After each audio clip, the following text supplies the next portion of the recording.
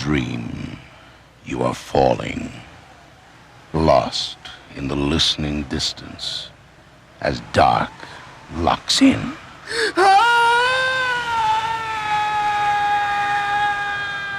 Nightfall.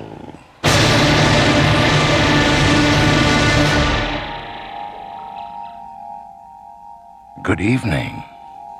Tonight, a story of revenge, almost as usual. An old farmer receives a visit from a mysterious young man on a horrible mission. But the play, a first for the series from Burke Campbell, is called In the Eye of the Beholder.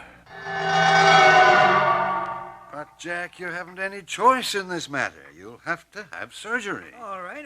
And you tell me why I got to seeing so good for a while. I didn't even need my glasses to read the papers. And it's called second sight. For a while, your vision improves. And that's a sure sign you got cataracts. I'm telling you, you need the operation. That or your vision goes entirely. Well, maybe I just need stronger glasses. Jack, I'm not making this up. You've known me all these years. I'm not going to start lying to you now. Well, I don't think you ever stopped lying to me. Certainly doesn't do any good to tell you the truth. You don't listen anyway. Just because you've been my doctor all these years doesn't mean you're always right about everything. Just because you delivered my 2 kids. 2 kids? 3 kids, Jack. I hope you're not getting senile. I just don't want no doctor fiddling with my eyes. Do you want to be blind? I don't. Do you? All right, so when do I have to have it? Sooner the better. Well, I don't see too bad now. I can still make out your face. Don't you think you ought to ask one of the girls to come back home just till you get back on the tracks? The girls have their own lives now. Besides, I know the farm like the back of my hand. I could get around blind, not know the difference. What are you doing? I'm setting you up an appointment with Dr. Fuller. He's the best eye surgeon available. Now, just a minute. Put the phone down. Jack, you agreed to have I agree. But I can wait, can't I? I don't need it immediately, do I? Can I wait? How long? Well, a month. I can wait a month. All right. It's just going to get harder on you getting around. Well, I'll just wear my glasses till then. I'm fine. Oh, you let me look after everything. And in the meantime, use these drops in your eyes. They've gotten a bit dry. This will make them feel better. Oh, I bet it'll hurt. It's a mild solution. It won't hurt at all. Put the drops in 3 or 4 times a day. I believe you. That was nice of Miss Baker to drive you into town. Oh, real nice. That woman got nothing to do except bother folks with her kindness. Always coming around trying to see if I'm okay. You know, Jack, for someone as rude and ill-mannered as you, I'm always shocked that folks do as much as they do for you. Oh, that's because I'm old, that's why. No. I think I'm deserving of pity. I fooled them, though. I haven't changed at all. I still don't appreciate anything. And the less I thank them, the more they believe I'm worthy of their precious time and attention. Can I go now? I'm not stopping you. This way out. Miss Baker, Yes, Dr. Graham. patient's all yours. Oh, fine, Dr. Graham. Is Jack going to be all right? Well, why don't you ask me that, Miss Baker? I'm just blind. I'm not deaf yet. Oh, Mr. Allman. Jack's going to be fine if he follows my instructions. It was good of you to drive him into town. Oh, I had to come into town anyway, pick up some groceries. And I just thought... Why not drag poor old blind Jack Allman in to see the quack? I thought nothing of the kind. Don't let him shock you. Never give folks what they want. Take a doctor to say that. Good day. Goodbye, Dr. Graham. Have a nice drive home, the 2 of you. Roll up the window, please, Mr. Allman. What? I said roll up the window, please. Oh, put out your cigarette, please, Mr. Allman. Well, you wouldn't be coughing if you let me keep the window open. Smoking isn't good for you. My mother used to say if God had wanted us to smoke, he'd have put a chimney stack on top our heads. Where's your mother now, Miss Baker? You know very well she's in heaven. And she won't mind if I join her. Here we are, just in time to avert an argument. You going to invite me in for coffee? I would, but I'm fresh out. Some tea, then. Miss Baker, thank you for taking me into town. Thank you very much. And thank you for bringing me home again. Oh, you are the rudest man, Mr. Allman. Of course, you have improved over the years. You used to be openly nasty. But I guess the years have taught you to be more sympathetic and loving of others. I'm always amazed at your eternal optimism. Some might call it damn near religious.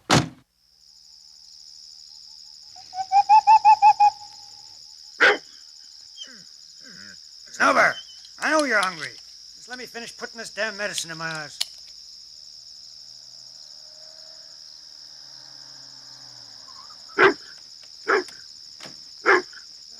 Who's that going to be this time of night? Who's there? Oh, shut up, Snooper. You're as old and blind as I am. Who is it? What do you want? Quiet, Snooper. What do you want? It's my car. I'm afraid there's something wrong with my car. And What's that in your hand? this... Oh! I'm sorry. I was taking off the hubcaps. Can't you see? It's just a crowbar. What the hell do you want? Well, just, could I use your phone? My car, you see. There's something wrong with my car. So you said. Hush up, Snooper. Look, I'm sorry I startled you, but I don't know what's wrong with my car, and it's miles to any station. Please, just let me use your phone. See, I just need to... Oh, hello there, fella. Ah, that's a good dog. That's a good Snooper. Snooper, is that his name? See, if your own dog likes me, I couldn't be that much of a stranger. Well, I guess you're right. Snooper doesn't like just anybody. He's particular, you know. You saved my life, Snooper. Now, you go sit in the corner, Snooper. Let the man... Dan. My name's Dan. Let the man make his call.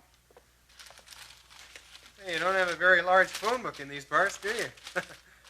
I should have had this car checked long before now, but, well, nothing was wrong. No one seems to be answering. It's after 9:30, probably closed. It's just my luck. Well, could I stay here tonight, then? What? First you want to use my phone, then you want to move in? Look, I don't mind paying. I just hate sleeping in the car. Look, it's dark. I'm miles from anywhere. Honestly, I don't mind paying hotel fee. This ain't a hotel. Is something wrong? What do you mean? Well, you don't seem to... Is something in your eye? Oh, they're just dry. I'm having trouble with them lately.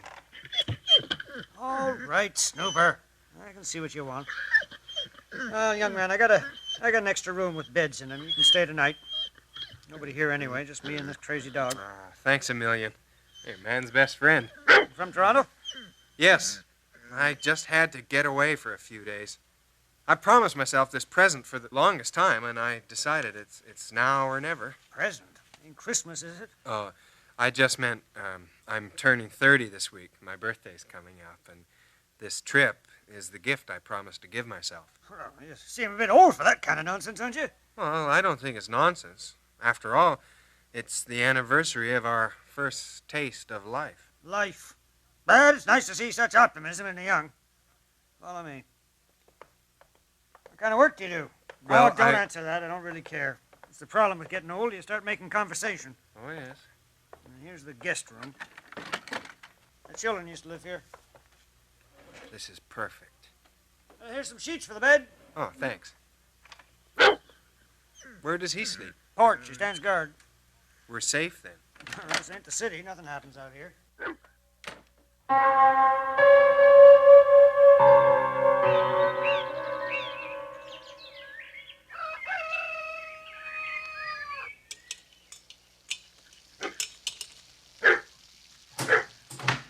Mr. Allman? Hey, my car started. I didn't even have to phone the station. What's wrong with it? I don't know. Couldn't move it last night. Now, just fine. So, guess I'll be leaving then. Oh, you want coffee? Oh, fine, sure. Well, don't just stand there gawking. Sit down. I'm frying some bacon, too. There, you can cut this bread. Butter's out. Wow, this is awfully nice of you. Well, you can't send a man out without breakfast. Be like killing him in this neck of the woods. Oh! Mr. Allman! It's okay. Here, let me see. I said it's okay. You just spill this damn grease. Oh, well, here, put your hand under the cold water. I'm all right. Don't you get motherly. I think you're right. But I've got some cream for burns. It's got vitamin E in it. I don't want vitamin E. Oh, sure you do. It prevents scars. Here, it's in my shaving kit. I'll go get it. I'm not helpless, young man. Whatever you say. Would you get my eye drops from the bathroom while you're at it? Forgot to put them in this morning. Where? They're in the medicine cabinet. You find it? This little green That's it. What's wrong? What happened?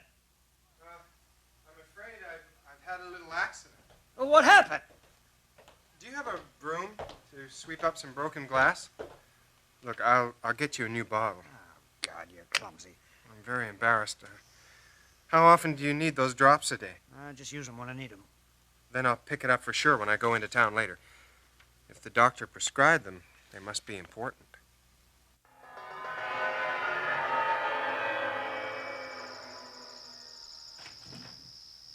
Got your medicine? You took your sweet time getting back. Oh, sounds like you just beat the storm. Yeah, looks like it's going to be a big one, too. Just look at that sky. It's just a haze to me. You don't have to get so excited. Don't you have rain in the city? Well, yeah, but weather doesn't mean the same thing in a city. You know, all it does is make getting around inconvenient.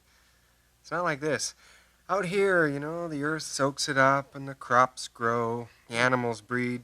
I mean, it serves a purpose. You're starting to talk like a country boy. Oh, really? I ought to sell you this place. I thought you had children. Oh, here it comes. It's going to be a real downpour. You said you had children. Wouldn't you leave the farm to them? Oh, no, the girls don't want this place. I'll sell it the minute they lay their hands on it anyway. I'd leave it to my son. Your son? Hush up, Snooper. No, the girls live in the city. They're married. But you said you had a son. Yeah. My wife got it in her head she wanted one more child. Doc Graham warned her, but she insisted she's up to it. Well, I guess we both wanted a boy. She died. The boy, he's fine. Girls were marrying age. I raised him mostly by myself. He's in the city now? Oh, I don't know. I haven't seen him since he was 9 years old. That's when he ran off. What, ran off? He ran away from home. Well, that's incredible. You mean he's been gone all these years? Well, I mean, couldn't you find him? No, you don't understand. I better shut this window altogether. There. That's better. You have to understand, the times were tough then. And I wanted my son to be strong, to be a man. I told him never to be beholden to anybody for anything. But I'll tell you, there was something strange about that boy. How do you mean? Well, you couldn't tell what he was thinking most of the time. And you'd have to tell him to do things twice before he'd do it. It wasn't stupid. No, the boy was very smart. More than once I caught him telling a clever lie to get out of doing his work. Well, surely at his age he couldn't understand. Well, that's when you learn about things, ain't it? And if you don't learn your lesson then, you don't ever learn it. You see that strap on the wall there? Leather strap there? Well, I'd take him out to the shed. Tried to teach him that way. Ah, he hated you then. Oh, no. He loved me. We read the Bible together. He loved me. He knew I did it for his own good. One day, though, he did something I couldn't forgive. One of the animals took sick one of the horses. I had to go for the vet doctor. We didn't have a phone then. And to go into town. Before I left, I told Michael. I named him after the Archangel, Michael. Nice. I told him to stay with the horse, keep the blankets on him, put water on his forehead, cold pack. And by the time I got back with the vet, the horse was dead. Michael was nowhere to be found. Come sundown, he comes walking back to the house. And you punished him. Oh, you bet I did. I gave him a lesson, all right. I was so mad I took him by the scruff of the neck. I struck him. I slapped him silly. I picked him up outside the barn. I lowered him into the water trough. I wanted to drown him. I couldn't control myself. He didn't cry. He didn't beg me to stop. He didn't even seem afraid of me. I took him out of that trough all wet, and I stood him on the porch till dawn. Didn't want him in my house. I didn't want him under my roof. Fall was coming up then, and the wind here is getting cold. But he stood there all night long shivering. I could see from a window all night. And you ran away after that? No, not then. Not till later. He obeyed me after that. It just wasn't the same between us. He was like a hired hand after that, not like my own son. Then in about a year's time, he ran off. He just vanished. Into thin air. I looked for him, contacted the sheriff. I was afraid to find him. I was afraid I'd kill him. I just don't understand what makes folks that way sometimes. It's crazy. Well, it doesn't do any good to blame yourself now. Do you want me to put your drops in now? What? Oh, yeah, I guess I better. Here, just hold your head back. It's easier if you let me do it. Here, lean back in your chair. Okay. What's wrong? Oh, God, these drops sting. Well, didn't they do that before? I'm sure I've got the right prescription. Oh, it's all right. I just don't recall him stinging that bad. I knew Doc Graham lied about him. Just lean your head back. Oh. Close your eyes for a minute. And let me hold your head. And don't worry about your son. I'm sure he realizes that you did the best you could. I mean, maybe you were too hard on him, but it seems to me that they don't discipline kids enough. I just want you to know that I don't judge you. And even if you think what you did was wrong, well, besides, you'll probably hear from Michael again. Now, why do you say that? Well, he's your son, isn't he? Family ties don't break that easily. He'll get in touch one day. You mark my words.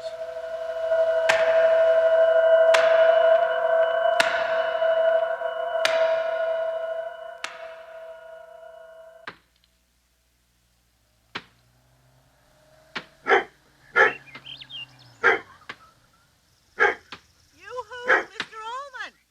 Quite a storm we had last night. Right as rain, Miss Baker. And how are you today, Mr. Allman? Fine, Miss Baker, just fine. I was just driving by and I thought I'd pay you a little visit. And at the same time, find out just who has his car parked right out front here, huh? Well, it is a lovely red convertible. Is that what you call them? Yeah. I was always partial to red, though I never wear it. So, you have a visitor. Did you hear him? What? Chopping wood for me, over there by the old smokehouse. City folks think farm work is play. They don't know it's slave work, and I ain't going to tell them nothing to the opposite. He seems to be finishing up. Maybe starting to wise up. Hello? Dan, this is Miss Baker. She lives quite a distance from here, but she considers me her neighbor. Yes, I do. And your name's Dan? That's right. I must say, I'm not used to such hard physical work. You're not. You didn't seem to have a bit of trouble chopping all that wood. Maybe you ought to go take a nap. I just dropped by to see how Mr. Allman is doing. His eyes look a bit red, don't they? Mr. Allman doesn't like for folks to worry about him, but it's just his way of being... Miss Baker, would you please stop railing? Too late in the day for your opinions on my darker motives. Well, I just meant to... Miss Baker has to be going now, Dan. I do? Yes. All right. Visit's over. It was nice meeting you, Dan, and I hope you enjoy your brief visit to this neck of the woods. I can't tell you how much. Oh, you see that, Jack? Dan opened the door for me. Wonderful. Men nowadays don't bother, and I always appreciate it when... Is something wrong? No. It's funny. When I looked at your face just now, it's like I met you before somewhere. Something about... Well, I'll take that as a compliment. Drive carefully, Miss Baker. And Mr. Allman's going to need your help quite a bit after I'm gone. I know he can count on you to come by and maybe tidy up a little. Oh, I certainly will. He doesn't like to take help, but what with his eyes and all, you know... We can depend on you then. Oh, all right, yes. Goodbye. Goodbye. What's all that about? So she just wanted to remind me to get you to Doc Graham tomorrow. You know, your eyes do look red. Have you used the medicine today? I did, but it hurts more than it helps. Well, we'll drive you down first thing in the morning. But right now, I want to chop some more wood. Oh, you don't need to do any No. more. Look, I like the work. See, I've gotten lazy.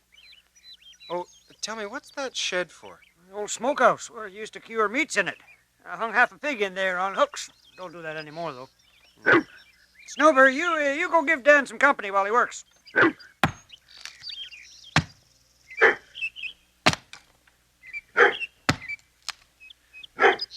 That's enough work for now, Snooper.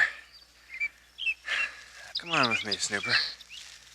Let's take a little walk before dinner.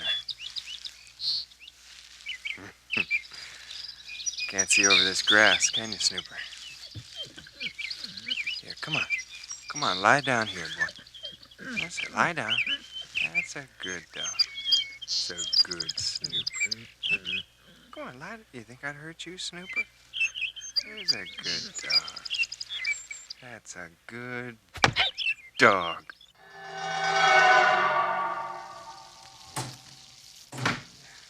now? You finished work for the day? Just about.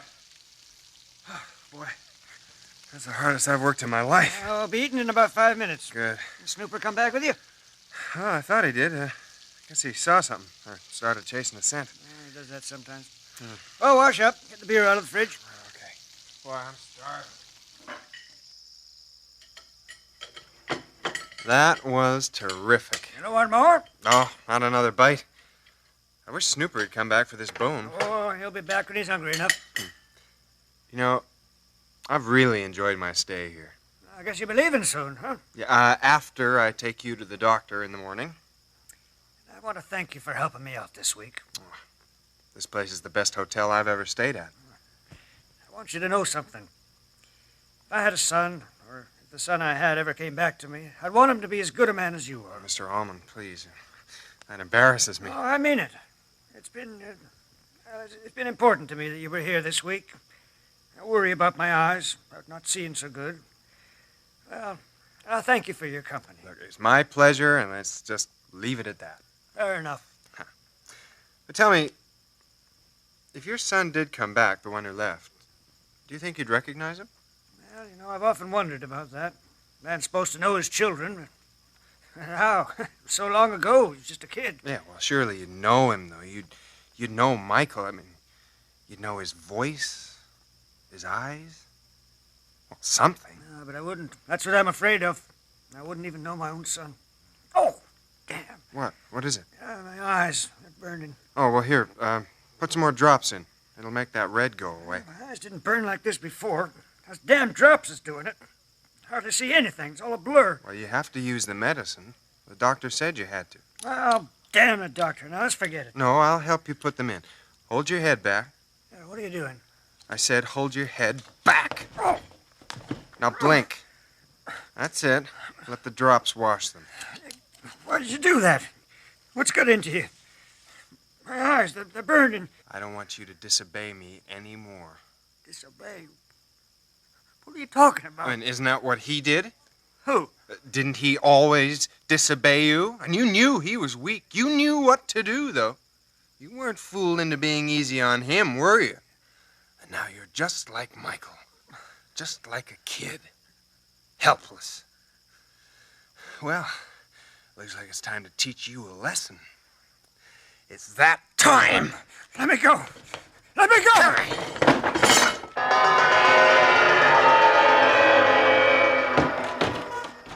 You were right, Mr. Allman. The old smokehouse. Used to hang pigs from the ceiling, isn't that right? It's the hooks now. Just like you said. Let me go! Are you mad? Let me go! Ah! Don't make me angry, Mr. Allman. All I want to do is to tie your hands. I don't want to hurt you. I just want to tie your hands and hoist you. There.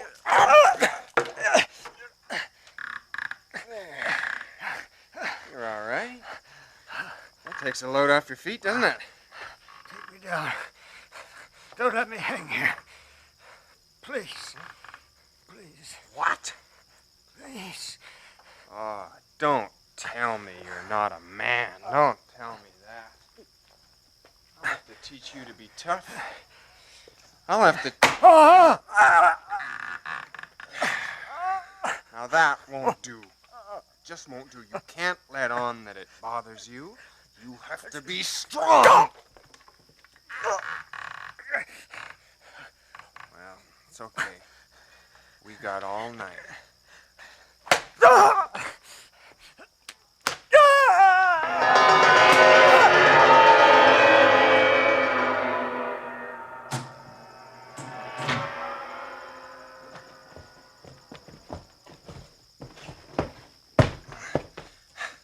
Mr. Allman. Mr. Allman, we're back in the kitchen. Wake up! It's okay. It's okay. I'll run some water. Here, I'll just fill up this basin here. There. Do you think you'd feel better if I wiped your face? Here, come on, just rest your head in my lap. No, don't get up. Don't try to stand. Here. Let me just wipe off your face. You've gotten a bit dirty. Why are you hurting kidding me. You can't learn things the easy way. Isn't that what you said? Isn't that right? Remember you drowned him in the water and you made him stand all night on the porch? In the cold wind till morning? All that night he shivered till he was blue. He was blue with cold. That's how he learned to be a man. And you were right. Oh, I'm all wet. Please, I'm all wet. Yeah, but it's summer. It isn't cold outside. What can we do? I mean, how can you know what he felt if it isn't cold? I mean, let's think. Where's it still cold? I mean, where could you stand where it's still cold? Can you tell me? Michael. First, let me take those cataracts out of your eyes.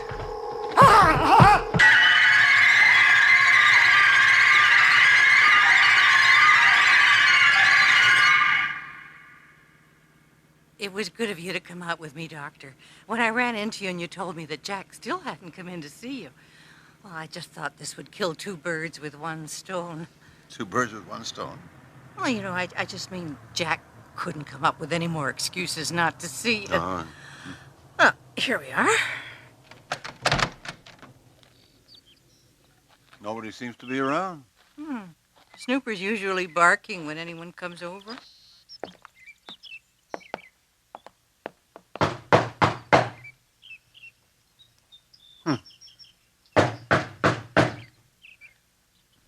Dr. Graham, would you look through the kitchen window? All right. I don't think it's proper if I do.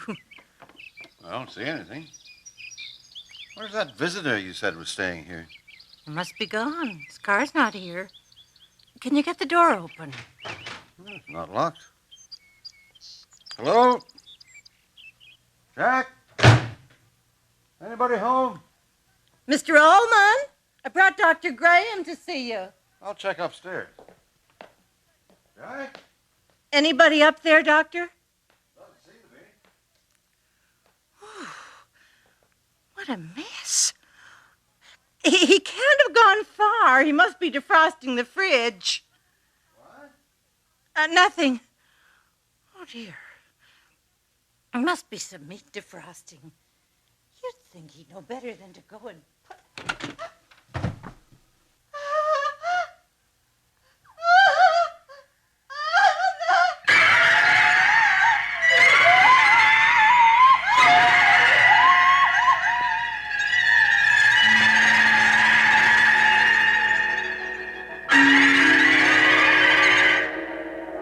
You have just heard In the Eye of the Beholder by Burke Campbell. Featured in tonight's cast were Bud Knapp as the Doctor, Wayne Robson as Jack, Jeff Bowes as Dan, and Marion Waldman as Miss Baker. Snooper was played by Sam D. Beresford. Our recording engineer was Ray Falsick, with sound effects by Matt Wilcott and the production assistance of Nancy McElveen. In the Eye of the Beholder was produced and directed for CBC Radio by Stephen Katz.